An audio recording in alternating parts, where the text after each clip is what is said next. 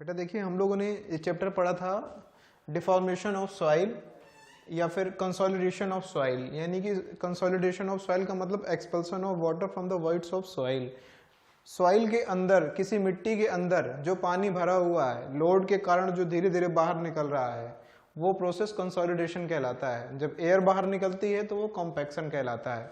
तो इस consolidation chapter को हमने पढ़ा है और इससे रिलेटेड सारे हमने थ्योरीज और डेरिवेशंस सारी चीज़ें कवर की। अब बात आती है इस पे न्यूमेरिकल, जो आपके एग्जाम में कभी कभी पूछ लेता है, मोस्टली पूछता है, कभी नहीं पूछता है, दोनों चीज़ें होती हैं। तो उस चीज़ को, सारी चीज़ों को हम लोग डिस्कस करेंगे यहाँ पे कि एक्चुअली में ये कंसोलिडेशन ऑफ सॉइल के न्यूमेरिकल किस तरीके से हम लोग सॉल्व करते हैं। अभी तक हम लोग थ्योरेटिकल पार्ट पढ़ा, अब उसका प्रैक्टिकल पार्ट पढ़ते हैं कि एज ए सिविल इंजीनियर, आप जब सिविल इंजीनियर बन जाओगे तो इस डिफॉर्मेशन ऑफ सॉइल यानी कंसोलिडेशन से रिलेटेड जो न्यूमेरिकल आएंगे, जो प्रैक्टिकल थ्योरी आएंगी, प्रैक्टिकल का जो कैलकुलेशन करना होगा आपको, उसका एप्लीकेशन कैसे करेंगे, उस चीज को आपको समझना है यहाँ। अब देखिए बेसिकली ये कैसे है, जैसे कि कोई प्लेन आपका ग्राउंड है, उस ग्राउंड में आपको घर बनाना है। तो घर जब आपने बना दिया, तो घर बनाने के बाद में मान लीजिए उसकी सॉइल की थिकनेस 10 मीटर है या 10 सेंटीमीटर है, मान लीजिए टोटल थिकनेस 50 सेंटीमीटर है मान लिया आपने। तो 50 सेंटीमीटर के ऊपर जब हमने घर बना दिया, घर को कंस्ट्रक्ट कर दिया, तो आने वाले समय में 1 साल 2 साल बाद जब हमने देखेंगे तो वो 50 सेंटीमीटर की जो आपकी थिकनेस थी, वो पता चला आपके 40 सेंटीमीटर की बची या 45 सेंटीमीटर की बची। तो कहने का मतलब हमारे ये है कि जो लोड के कारण उसकी लेंथ में डिक्रीमेंट हुआ, उसकी लेंथ डिक्रीज हुई, थिकनेस डिक्रीज हुई, किसकी, सॉइल की। कैसे डिक्रीज हुई? क्योंकि जब आपने घर बनाया उस समय सॉइल आपकी हल्की सैचुरेटेड थी, गीली थी मिट्टी, कुछ पानी उसमें था, यानी कि धीरे धीरे करके उससे एक्सपल्सन ऑफ वाटर हुआ। या फिर इसके बाद में दूसरा जो प्रोसेस होता है, प्लास्टिक रीएडजस्टमेंट हुआ। जब आपने घर बनाना शुरू किया तो उस समय आपकी नॉर्मल थिकनेस थी, जैसे जैसे ग्रेजुअली लोड, धीरे धीरे करके आपकी बिल्डिंग का लोड उस सॉइल पे पड़ता रहा, और पड़ने की वजह से उस सॉइल से एक्सपल्सन ऑफ जो उसकी वॉइड में, जो किसी सॉइल के वॉइड में एयर और वाटर फिल थी, वो एक्सपेल आउट हो गई। जब एक्सपेल आउट हो जाएगी तो उस केस में आपका सॉइल की थिकनेस डिक्रीज कर जाएगी। तो क्वेश्चन इसी से रिलेटेड ही आपको पूछता है कि कोई थिकनेस है, अगर उसमें सिंगल ड्रेनेज है। अब देखिए कुछ चीजें में आप समझ लीजिए कि कैसे, कभी टर्म आएगा सिंगल ड्रेनेज या डबल ड्रेनेज। तो सिंगल ड्रेनेज, डबल ड्रेनेज, इसका मतलब क्या होता है, इस चीज को मैं यहाँ पे आपको यही समझा देता हूँ। सिंगल ड्रेनेज का मतलब क्या हुआ, जैसे बेटा कि मान लीजिए कोई सॉइल मास की थिकनेस है, ये नीचे मिट्टी आपकी कोई सॉइल फिल है। अब इस सॉइल फिल के वजह से, और नीचे इसकी सॉइल के, इस सॉइल के नीचे आपकी ये चट्टान है, कोई ऐसी चट्टान जिसे पानी पास नहीं कर सकता है, पानी मान लीजिए इसको क्रॉस नहीं कर सकता है, और ऊपर से हमने उसमें ऐसे लोड लगाया ऊपर, तो जो वाटर एक्सपेल आउट होगा या तो ऊपर से बाहर होगा, मान लीजिए साइड से भी ये आपकी कन्फाइंड है, साइड से भी कुछ कॉलम खड़े हुए हैं कंक्रीट के, तो वाटर जो एक्सपेल आउट होगा किसमें, वन डायरेक्शन में होगा। अब जैसे मान लीजिए कोई मिट्टी है ये, और इसके ऊपर की लेयर भी सैंड है और नीचे की लेयर भी सैंड है, ये भी सैंड और ये भी सैंड। जब इस पे लोड पड़ेगा तो ये ऊपर से भी वाटर एक्सपेल आउट होगा और नीचे से भी एक्सपेल आउट होगा। ये कहलाता है बेटा डबल ड्रेनेज। ये हो गया आपका सिंगल ड्रेनेज,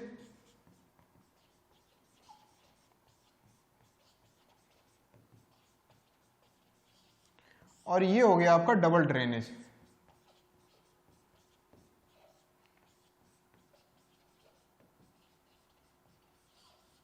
ये आपका हो गया डबल ड्रेनेज।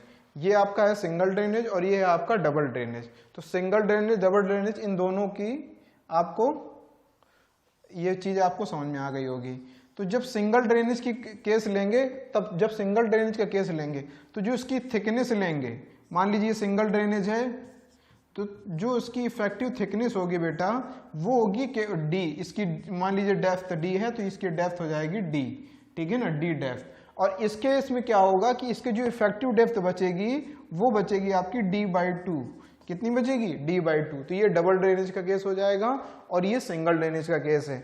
अब इसके बाद में हम लोग इसके आगे बढ़ते हैं और समझते हैं कि सॉइल कैसे हम लोग सॉल्व कर पाएंगे। इससे आगे देखते हैं।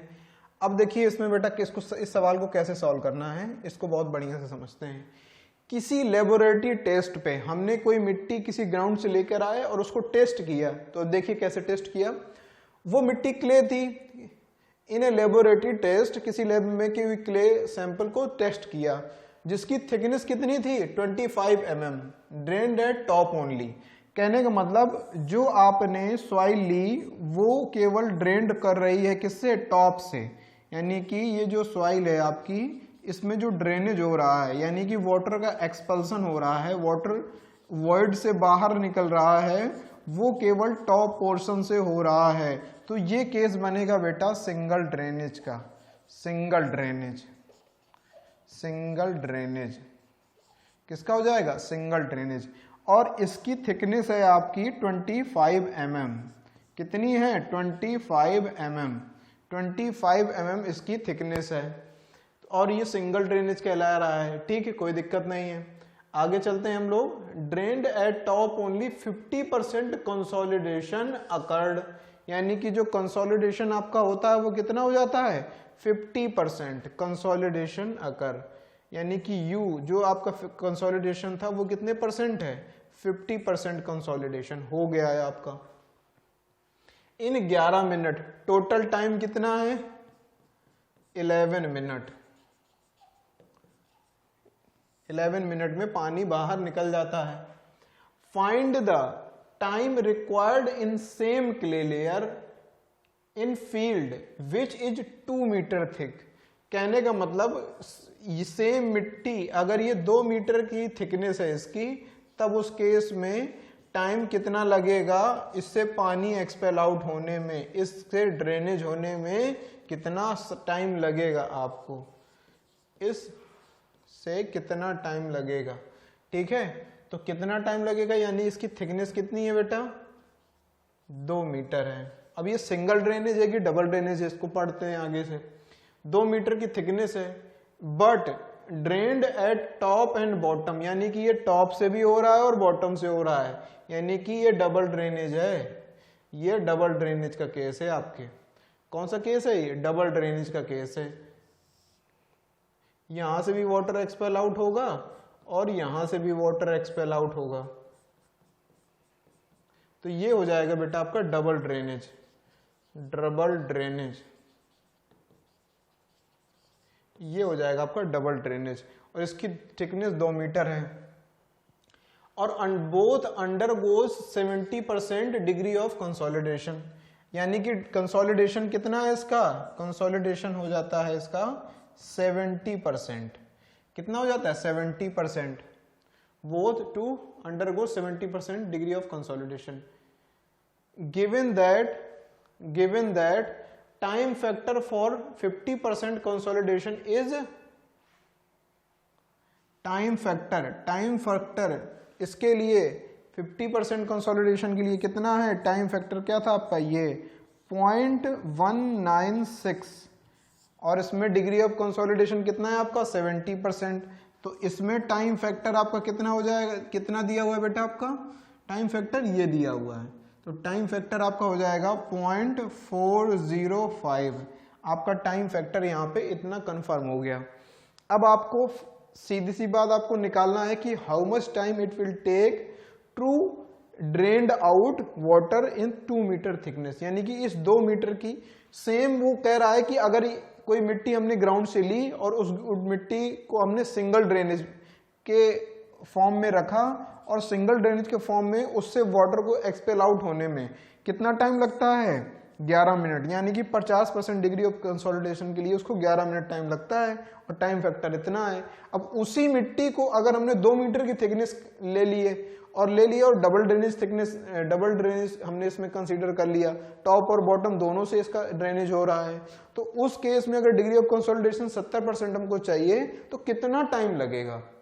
अब देखिए बिल्कुल सिंपल सवाल है, मैंने आपको एक फॉर्मूला बताया था square root time fitting method के हिसाब से, Taylor square root time fitting method से टीवी बराबर सीवी और T by D square, TV बराबर CV T by D square, ये मैंने आपको फॉर्मूला बताया था। ये जब दोनों में जब इसमें कॉफिशिएंट ऑफ कंसोलिडेशन ये रखा है, कॉफिशिएंट ऑफ कंसोलिडेशन ये रखा, यानी कि कंसोलिडेशन इसमें दोनों में कांस्टेंट कर देंगे तो हम दोनों का क्या हो जाएगा, बराबर हो जाएगा, क्योंकि डिग्री ऑफ कंसोलिडेशन ये अलग है और कोफिशिएंट ऑफ कंसोलिडेशन क्या हो जाएगा दोनों के केस में, क्योंकि सॉइल आपकी एक जैसी है तो इसके इक्वेट कर देंगे। तो टाइम फैक्टर पहले वाले के लिए अलग निकाल लेंगे और दूसरे वाले के लिए इस तरीके से हम लोग सॉल्व कर लेंगे।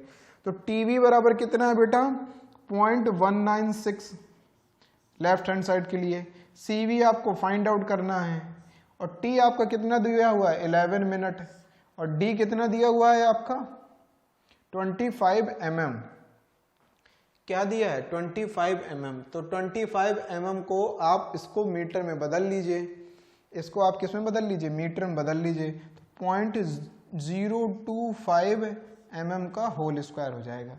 इस तरीके से जब इसको आप सॉल्व करेंगे तब आपका कितना आंसर निकल आ जाएगा इसमें, इसको देख लेते हैं। 0.196 मल्टीप्लाइड बाई 0.025 का होल स्क्वायर डिवाइडेड बाई 11, तो CV की वैल्यू आ जाएगी बेटा आपके, CV की वैल्यू आ जाएगी 1.113 multiplied by 10 to the power -5, इतनी वैल्यू आ जाएगी आपकी CV की, ये CV की वैल्यू आ जाएगी। और यहाँ पे हमको क्या करना है, यहाँ पे भी हमको निकालना है, तो CV की वैल्यू हमको पता है, तो TV बराबर आपको पता है बेटा CV into T by D square हो जाएगा। ये TV बराबर CV और T बाई डी स्क्वायर हो गया ये। तब हमको आपको निकालना है आपका किसमें क्या चाहिए, हमको टाइम T चाहिए। इफेक्टिव जो थिकनेस हो जाएगी बेटा इसमें थिकनेस हो जाएगी वो हो जाएगी D बाई 2 यानी कि 2/2 यानी कि 1 मीटर, ठीक है ना। तो अब इसमें कोई दिक्कत नहीं है, TV की जगह आप 0.405 रख दीजिए, CV की जगह ये रख दीजिए 1.13 multiplied by -25 multiplied by T, आपको टाइम आपको निकालना है इसमें बेटा, अपॉन D स्क्वायर की जगह आप क्या रख देंगे 1 मीटर का स्क्वायर। तो इतनी वैल्यू जब आपको फाइंड आउट करना होगा तो यहाँ से आपकी वैल्यू निकल आएगी, कितना टाइम लगेगा। अब देखिए किस तरीके से 0.405 divided by 1.113 multiplied by 10 to the power -5, ये आपकी वैल्यू निकल आएगी, इतने मिनट निकल आएगी, कितने मिनट निकल आएगी 36388.14, ठीक है ना। अब एक मिनट को आपको घंटे में बदलना है तो 60 से डिवाइड कर दीजिए, और एक दिन में बदलना है तो 24 इंटू 60 से डिवाइड कर दीजिए। तो इसको डिवाइड किया जरा कितने दिन लगेंगे, 24 इंटू 60 से डिवाइड किए तो 25 डेज लगेंगे इसको, 25.26 डेज लगेंगे इसको इतना कंसोलिडेशन होने के लिए, ठीक है। ये बेटा मिनट में आपका दिया है और मिनट को हमने बदल लिया डेज में। कैसे, मिनट को सबसे पहले हमने एक घंटे में 60 मिनट तो 60 से डिवाइड किया, फिर एक दिन में 24 घंटे तो 24 से डिवाइड कर दिया, तो आपकी 25.26 डेज आ गया। यानी कि कहाँ 25 mm की थिकनेस और कहाँ 2 मीटर की थिकनेस, क्योंकि थिकनेस इसमें बहुत ज़्यादा बढ़ गई है इसलिए टाइम इसमें भी इसके कंपैरिजन में बहुत ज़्यादा लगेगा, इसलिए आपका ये वैल्यू 25.26 डेज आ गया कंसोलिडेशन के लिए। इतनी आपको समय आपको ज़रूरत पड़ेगी, ठीक है। तो ये पूरा कैलकुलेशन नोट कर लीजिए, आप अपने कॉपी में सॉल्व कर लीजिए। इसके बाद हम लोग आगे चलते हैं। दूसरा क्वेश्चन कहता है the natural void ratio of A saturated clay. Saturated कोई संतृप्त क्ले है, कोई संतृप्त क्ले है जिसकी थिकनेस, मान लीजिए कोई संतृप्त क्ले, ये आपकी सॉइल है और इसमें वाटर फिल है आपका, इसकी थिकनेस आपकी 3 मीटर की है और इस कंडीशन में इसका natural void ratio volume of waters upon volume of solid, ये वॉइड रेशियो 0.90 है। Then the final void ratio of a clay at the end of consolidation, expected to be point, ये initial 1 था तो बेटा E1 मान लीजिए इसको, initial condition में था ये। अब इसके बाद फाइनल वर्ड रेशियो कब, यानी कि अगर हमने इसमें लोड अप्लाई किया तो इससे वाटर एक्सपेल आउट हो जाएगा, इससे वाटर बाहर निकल जाएगा। जब वाटर बाहर निकल जाएगा तो इसके वॉइड में कमी आ जाएगी, तो इसका वॉइड रेशियो E2 लिख लीजिए। E2 जो फाइनल वर्ड रेशियो होगा 0.71 हो जाएगा, यानी कि ये इनिशियल और ये फाइनल, ये इनिशियल है बेटा आपका और ये है आपका फाइनल वर्ड रेशियो, लोड लगाने के बाद में जब वाटर उसके एक्सपेल आउट हो जाएगा उसके बाद में।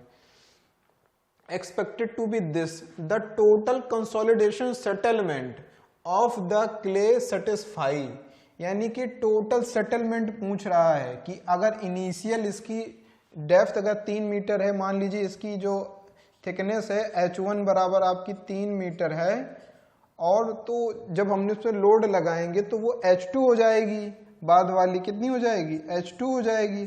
तो ये मान लीजिए H1 माइनस H2 ये हो जाएगी टोटल थिकनेस, यानी कि H1 पहले कितनी थी, यानी कितना कंसोलिडेशन हुआ, कंसोलिडेशन सेटलमेंट पूछ रहा है ये। सेटलमेंट का मतलब क्या हुआ, H1 माइनस H2, यानी कि पहले H1 और फिर बाद में H2 अगर हो गई तो उसमें कितनी डेप्थ उसकी कमी आ गई, इसके डेप्थ में कितनी कमी आ गई अगर वर्ड रेशियो। तो इसके लिए मैंने आपको एक डायरेक्टली फॉर्मूला बताया था बेटा कि हम लोग वॉल्यूम कंप्रेसिबिलिटी से हम लोग चेक कर रहे थे कि वॉल्यूम कंप्रेसिबिलिटी क्या होता था कि delta H by H upon delta sigma. इसी तरीके से मैंने इसमें भी बताया था कि delta E upon 1 plus E not का मतलब होता है इनिशियल अपॉन 1 अपॉन में डेल्टा सिग्मा। तो डेल्टा सिग्मा दोनों से कैंसिल हो जाएगा बेटा, तो इसमें डेल्टा H अपॉन, यानी कि इसका थिकनेस ही बढ़ रही है, वॉल्यूम की तो नहीं बढ़ रहा है, तो थिकनेस के कंपैरिजन में इसकी हम कंप्रेसिबिलिटी निकाल लेंगे, तो डेल्टा E अपॉन 1 प्लस ई हो जाएगा। ई इनिशियल का मतलब होता है स्टार्टिंग में, यानी कि E1, ठीक है। तो अब इसमें हमको डेल्टा H डायरेक्ट निकालना है, तो यहाँ से डायरेक्ट निकल आएगा हमारा डेल्टा H कितना हुआ, यानी कि थिकनेस में डिक्रीज कितना हुआ है। तो डेल्टा H हमको निकालना है यहाँ से, और H आपको पता है ओरिजिनल इसकी हाइट डेप्थ कितनी है, 3 मीटर है, और डेल्टा E कितना है, यानी कि इनिशियल माइनस का फाइनल। इनिशियल का मतलब कितना हुआ 0.90 माइनस का 0.71 अपॉन 1 प्लस ई नॉट, यानी कि इनिशियल कितना है 0.90, तो ये आपकी वैल्यू हो जाएगी, ठीक है। 0.90 माइनस का 0.71 डिवाइडेड बाई हो जाएगा 1 प्लस 0.9, ठीक है, ये हो गया 0.1 इंटू 3.3, यानी कि डेल्टा H बराबर हो जाएगा आपका 0.3 मीटर, और 1 मीटर में कितने 100 सेंटीमीटर, तो ये हो जाएगा 30 सेंटीमीटर। कितना हो जाएगा 30 सेंटीमीटर इसकी थिकनेस डिक्रीज हुई, यानी कि टोटल कंसोलिडेशन सेटलमेंट कितना हुआ, कंसोलिडेशन सेटलमेंट कितना हो गया, कंसोलिडेशन सेटलमेंट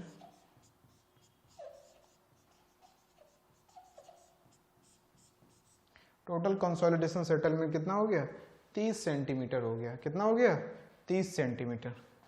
कि the initial and final word ratio of clay sample, the initial and final word ratio of a clay sample, किसी क्ले सैंपल का इनिशियल और फाइनल वर्ड रेशियो आपको दे दिया है कंसोलिडेशन टेस्ट में। तो बेटा इनिशियल वर्ड रेशियो क्या E1 आपका 1 हो गया, फाइनल वर्ड रेशियो क्या हो गया E2 यानी कि 0.5 हो गया respectively if the initial thickness of the sample, initial thickness अगर किसी सैंपल की कितनी है 2.4 सेंटीमीटर, ठीक है ना, then the final thickness will be, यानी कि फाइनल थिकनेस का मतलब क्या हुआ H2 पूछ रहा है, तो सेम सवाल वैसे ही लगा देना है, आपको रिलेशन वर्ड देखना है, डेल्टा H अपॉन H बराबर delta E upon 1 plus E।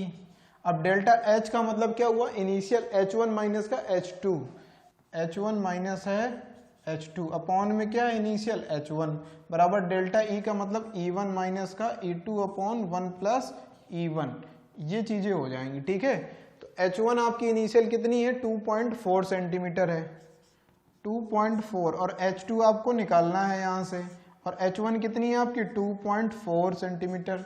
फिर इसके बाद E1 माइनस E2 कितना है 1 माइनस का 0.5 है, इनिशियल 1 प्लस 1 हो जाएगी। ठीक है, अब इसमें देखिए 2.4 माइनस का H2 अपॉन 2.4 बराबर हो जाएगा बेटा, इसमें हो जाएगा 0.5 और इसमें हो जाएगा 2।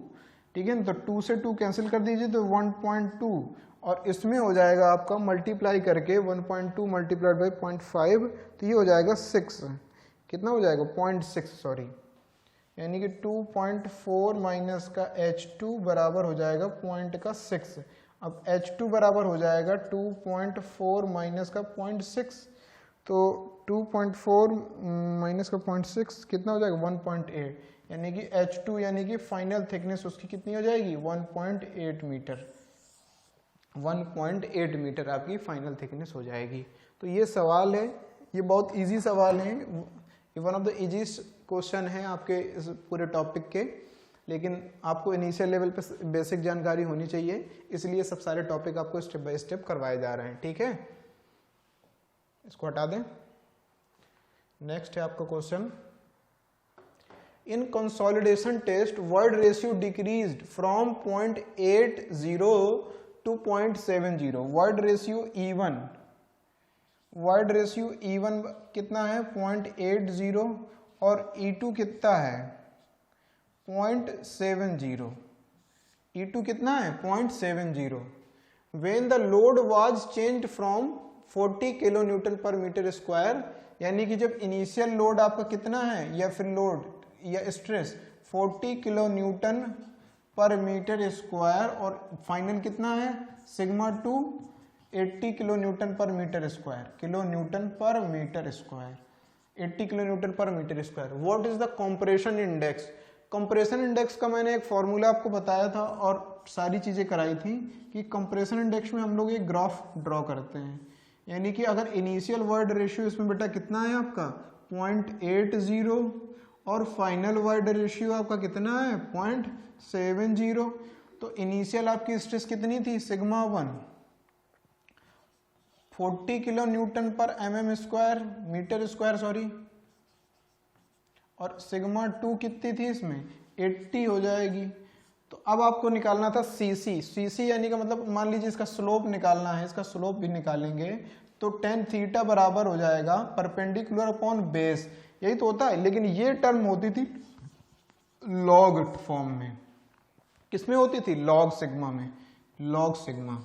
ठीक है, तो लॉग सिग्मा को अगर हमको निकालना है तो बेटा देखिए कैसे निकलेगा, सीसी बराबर होता है बेटा delta E upon log sigma 2 upon sigma 1, ये आपका फॉर्मूला होता था। ठीक है, तो सीसी बराबर आपका हो जाएगा डेल्टा ई बराबर कितना हो जाएगा 0.80 माइनस का 0.70 upon log sigma 2 upon sigma 1 कितना हो जाएगा, सिग्मा 2 कितना है 80 अपॉन 70। तो इससे आप इसकी वैल्यू निकाल सकते हैं। तो 0.8 लॉग पहले से 80 अपॉन 70 निकालते हैं, 80 अपॉन 70, तो लॉग इसकी वैल्यू आ गई इसकी आगे बेटा 0.10, 0.80 में 0.70 सब्ट्रैक्ट हुआ तो 0.10 यानी कि घटा तो 0.10 आ गया, और इसकी वैल्यू आपकी आ गई 0.057। ठीक है ना, तो 0.10 डिवाइडेड बाई आंसर, ये हो जाएगी वैल्यू आपकी, सीसी की वैल्यू आ गई बेटा आपकी 1.724, 1.724 इतनी आ जाएगी मीटर स्क्वायर पर किलो न्यूटन, मीटर स्क्वायर पर इसकी वैल्यू आ जाएगी। सीसी की वैल्यू की कोई वैल्यू नहीं, वो नहीं होगी। अब देखिए क्या क्यों नहीं होगी, क्योंकि स्ट्रेस की वैल्यू यहाँ से ऊपर नीचे आपकी कैंसिल आउट हो गई, स्ट्रेस की वैल्यू आपकी कैंसिल आउट हो जाएगी यहाँ पे ऊपर नीचे, और यहाँ पे कोई वैल्यू नहीं बचेगी, तो इसकी वैल्यू आ जाएगी इतनी आपकी कंप्रेशन इंडेक्स की 1.724, इसकी कोई यूनिट नहीं होगी। ठीक।